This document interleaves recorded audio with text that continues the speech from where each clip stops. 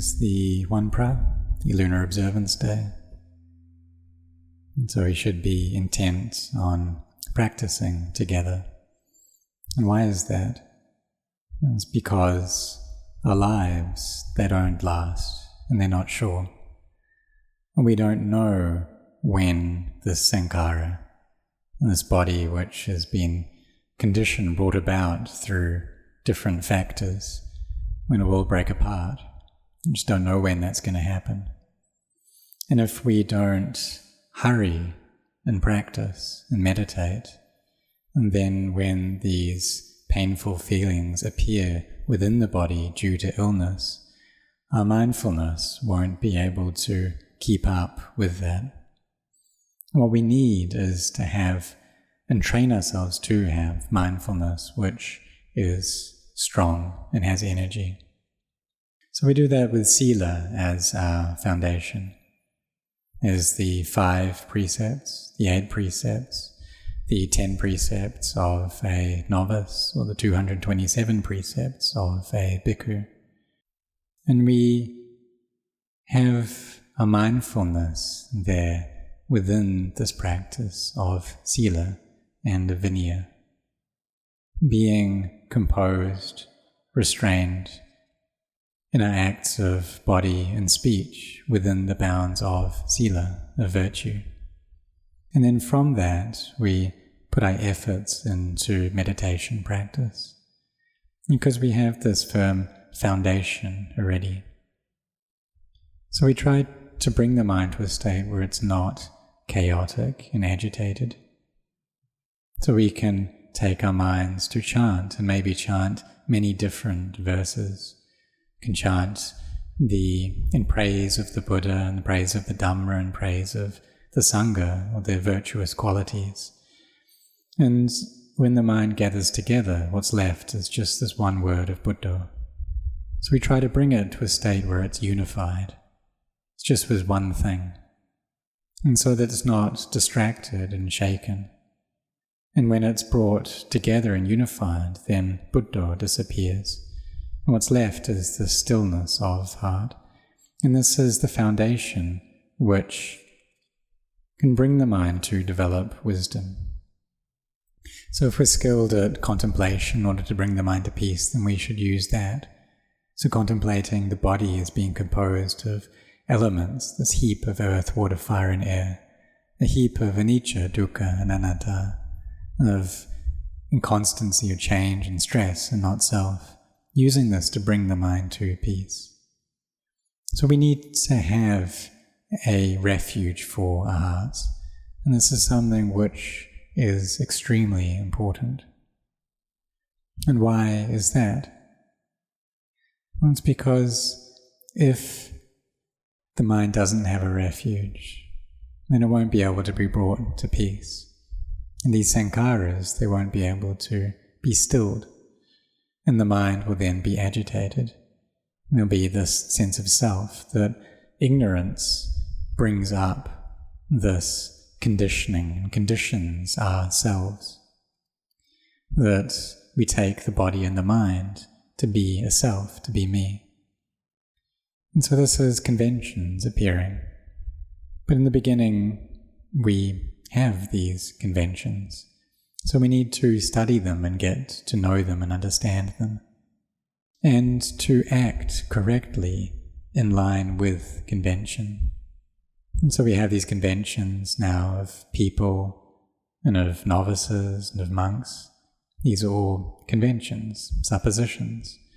There are the conventions of society, like the main laws that society establishes. So we try to act in line with these and be helping each other as well. And this is Sila Dhamma, and this Dhamma quality or virtue. So there's the Sammuti Satcha, so the conventional truth. And there's also the ultimate truth as well, which is that in reality, there isn't any true self. It's all anicca, dukkha, anatta. And this is Satcha Dhamma. This is the the truth of the Dhamma. This is the Paramatta Dhamma, so the highest Dhamma. So if we can see that, see the Paramatta Dhamma, then we've seen the Dhamma, the true Dhamma. But in order to get to that point, we begin with conventions first. And so we need to use these conventions, suppositions, in a way which are useful to bring benefit.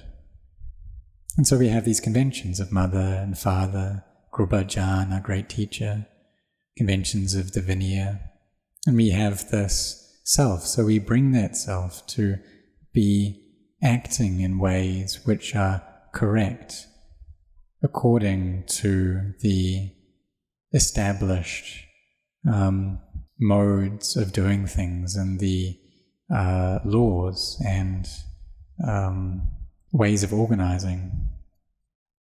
So any Dhamma, any quality that we have experienced or realized, then we know that for ourselves, what that is.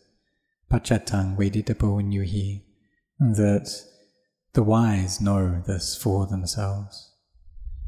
And so the Savakas, the awakened disciples of the Buddha, they didn't claim to be this or that.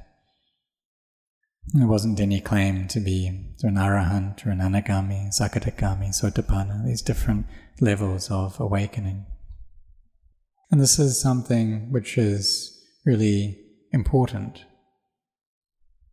And to understand this not being anything, that we don't become an arahant, we don't become a savaka. So we need to know this point of not being anything. Because if there's anything that arises, that thing is not sure, it's unstable. If there's a thing, then what that is a self. And so if an arahant appears, or if there's clinging to being an arahant, then that's a self. But really, all rupa and nama, this physicality, mentality, this is not self. It's something which is always changing. And this is the Paramatta Dhamma, so the highest Dhamma, the Satcha Dhamma. It's pachatang, it's to be known for oneself. But initially, we still need to be following the conventional ways of doing things, the ways of organizing and the laws. Needs to be cultivating the 4 Brahma Viharas, need to be using our meditation objects and practicing to bring our minds to peace so they can get to that still point. So like today, it's the Lunar Observance Day. May you really put your effort in and to not be desirous of sleeping a lot, and maybe not to sleep at all tonight. And why is that? It's because what we're going for is this end point where we pass over all conventions and abide above conventions, which means to be abiding above aramanas, so these experiences of the mind, or objects of the mind. And this is lokutara, it's transcendence. And here we see the truth. But we need our effort to get there, effort to bring the mind to stillness and to peace, and to see the body as anicca, something which is always changing. And then the mind will be released, then we'll see emptiness, and see the body as being composed of these elements of earth, water, fire, and air, and perceive those breaking apart, and then there's emptiness. Or we can start off using asubha, this contemplation of the unattractive aspect of the body, and then this leads into the elements, which then go into emptiness. And see the anicca, dukkha, anatta there. And so we need to teach our minds initially in this way. And then next, as they become skilled already, and then this knowledge appears within them. So may you set your hearts on this, that you've ordained already and given up everything already. So needs to really give it all that you've got in order to pass over the cycle of samsara. Anicca vata sankhara upadavaya dhammino upajitava niruchanti te sang upasamo sukho. And so conditioned things cannot last, and their nature is to rise and fall. Having arisen, things must cease. Their stilling is true happiness. And so when they're stilled, then we're not chaotic and agitated. And so we need to bring these conditions to stillness. And then when we do that, we will see the Dhamma. And so may you set your hearts on this.